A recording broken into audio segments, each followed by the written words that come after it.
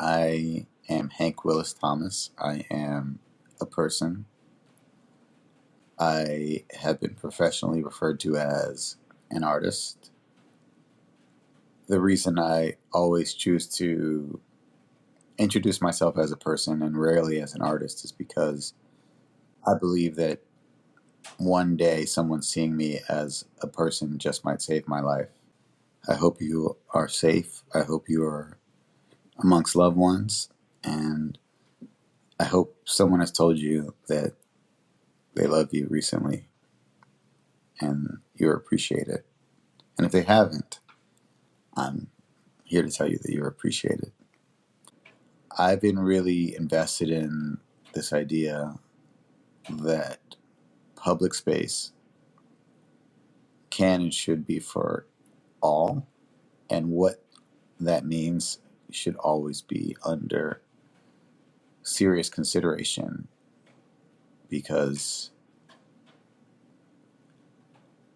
the space that we make and how we talk about it really shapes our lives.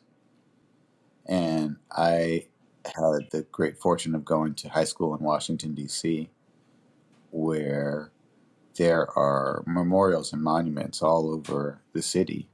I found then the power and potency of declaring space for people to gather and reflect upon moments in time, events, people, and ideas that at their best can be unifying. And one of the many lessons I learned is also how those spaces change meaning over time with more information and more distance. A lot of what I do as a person working on surviving and coming up with tools for survival are try to create orientation markers for myself and others. I was able to put a 22-foot sculpture called Unity at the foot of the Brooklyn Bridge. It's a really simple sculpture. It's of a bronze arm pointing to the sky, and there's something about it that is so resonant, and that became very crystal clear for me when the events of the murder of George Floyd and Breonna Taylor and Ahmaud Arbery peaked in our collective mindset, and people rallied around that specific sculpture as a gathering point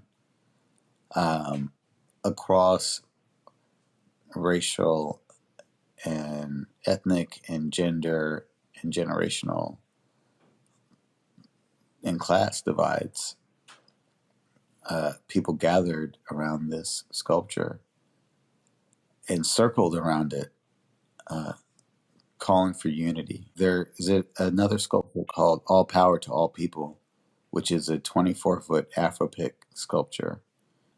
It's made in the spirit of Klaus Oldenburg and other artists of the mid-20th century who used everyday objects to ask us to reconsider our values, what we find important in the surreality of our lives. And for some reason, people can't often find the joy in Black Power, that Black Power is always inclusive, and that when we embrace Black Power, we can actually find liberty and justice for all. So I've been thinking about people like Martin Luther King and Coretta Scott King, who used their love for one another as a tool to ripple affirmative civic action around the world. And one of the pieces that is currently being made is in memorial to them, and it's called The Embrace. It's going to be at the Boston Common, which is the oldest public space in the country. It focuses on a photograph of them embracing when Martin Luther King was given the Nobel Prize. And in this photograph, I was so touched by the reality, it's so obvious, of how much her strength carried and held his weight. And the idea of these arms interlocking and these two figures becoming one is a metaphor that gained new meaning for me. And I feel like we need to pay homage to this idea of coming together more in our public space. Most of what we know about ancient cultures is through the art that they left behind, through the ideals and through their brilliance and through their courage to bend reality to their collective will. I don't know if it was all good or all bad. I know that these are things that human beings made that we will forever be proud of. And as a human being, I'm hoping to be part of a generation, a society that future generations will be proud of, and the future generations will even, exist because of.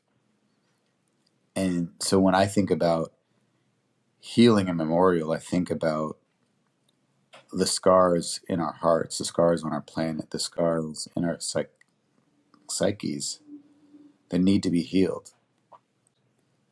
Because we cannot imagine or make a world that we want if we don't try to heal ourselves. We can't heal others if we haven't come to terms with our traumas of the past and find a way to either let them go, work through them, or actually appreciate them.